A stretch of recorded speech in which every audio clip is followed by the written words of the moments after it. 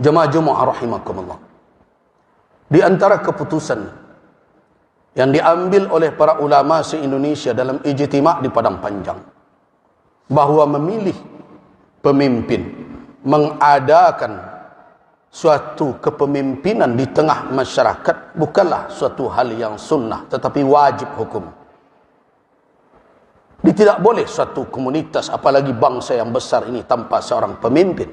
Bahkan Nabi SAW memberikan petunjuk di dalam perjalanan bermusafir 3 orang saja. Nabi meminta harus ada seorang menjadi imam. In kuntum salasa fi safarin falyummakum ahadukum. Kalau kamu bertiga dalam bermusafir, jadilah seorang menjadi imam kamu. Apalagi dalam jumlah 270 juta lebih, tentu akan kacau balau. Karena itu menghadirkan kepemimpinan dan adanya seorang pemimpin itu merupakan kewajiban, bukan sunnah. Nah, bagaimana caranya? Situasi dan kondisi yang ada, bahwa negeri ini memilih satu sistem, terlepas setuju atau tidak setuju dengan konsepnya masing-masing. Tapi itulah yang disepakati saat ini untuk melahirkan seorang pemimpin. Kalau kita biarkan ini terjadi dengan alasan ini tidak sesuai dengan konsep kita berbagai macam, maka lahirlah pemimpin yang sama sekali mungkin berjarak jauh dengan nilai-nilai syariat. Karena itu, pilihan hanya satu untuk saat ini. Terlibat aktif dan cerdas. Terlibat aktif dan cerdas di dalam mewujudkan kepemimpinan yang baik. Bukan berpangku tangan.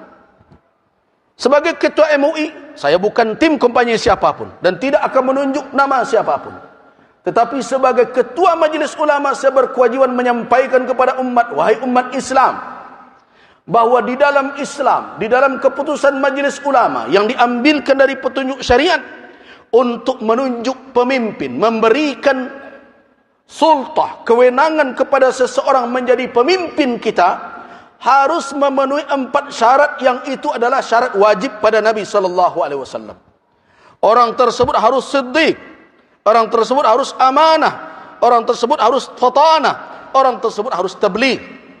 Orang itu harus amanah, jujur, tidak boleh ada kebohongan di latar belakangnya, tidak terlihat dia berdusta, dia tidak menyembunyikan kebohongan dan kedustaan, dia berbicara dengan kejujuran. Ini adalah syarat mutlak. Karena jangan sampai orang pendusta dan pembohong diserahkan amanah, setelah itu kita menangis didustai dan dibohongi sepanjang tahun, 5 tahun yang akan datang. Yang kedua, orang itu harus amanah. Amanah seseorang itu diukur dari mana? Yang pertama tentu dari komitmennya kepada Rabbul Alamin, ketakwaannya, ketakutannya kepada Allah. Karena kalau amanah itu hanya diukur dengan pengawasan manusia, dengan pengawasan si fulan, dengan orang-orang yang akan menyalahkannya, orang-orang tersebut bisa saja ditipu berjamaah oleh dia. Karena itu pertama sekali dalam mengukur amanah seseorang, bagaimana tingkat komitmennya beragama, ketakwaannya, ketakutannya kepada Allah, salatnya bukan hanya di depan kamera, tanya orang sekitarnya, cari tahu siapa dia. Kalau salatnya tidak benar, bagaimana amanah akan ditumpangkan? Kalau Rabbul Alamin saja, Allah Subhanahu wa taala saja tidak ditakutinya, yang menjadi beban ditanggungjawab di dalam di atas pundaknya, bagaimana dengan amanah manusia? Yang kedua, lihat perjalanan hidupnya selama ini. Apakah janjinya bisa dia buktikan atau tidak? Kalau tidak, jangan berkeras juga karena baju saya ini, karena kelompok saya ini, saya mesti begini juga. Hati-hati wahai ibadallah. Setiap kita memberikan kewenangan dan amanah, wala itu tidak selesai hanya dengan keluar di tempat pemilihan itu, tapi akan dipertanggungjawabkan kelak sampai di hari kiamat di hadapan Allah Subhanahu wa taala. Hati-hati. Itu kewajiban din, kewajiban agama memberikan kewenangan itu. Karena itu pilih orang yang amanah. Pilih orang yang fatanah, yang cerdas, yang mengerti konsep kepemimpinan. Kita harus tahu bagaimana berfikir seorang pemimpin, bagaimana berfikir seorang teknisi. Kita harus tahu seorang pemimpin itu punya konsep yang besar. kepada umat ini, punya rencana, punya mimpi, tetapi tidak hanya sekedar angan-angan. Dia pandai mengeksekusinya. Dia mengerti bagaimana cara menjalankannya. Dan dia faham apa yang menjadi penyakit dan masalah di tengah bangsa ini yang harus dia obati. Dia harus orang yang cerdas. Karena orang yang cerdaslah yang bisa mencari solusi dengan izin Allah Subhanahu wa ta'ala. Yang kemudian tabligh. Apa makna tabligh? Pandai menyampaikan, menarasikan fikirannya, menjelaskan maksudnya, mengembangkan wawasannya. Jadi ada pula orang yang mengkritik, pemimpin kok pandai bicara saja. Salah satu syarat pemimpin, dia harus pandai bicara. Kenapa?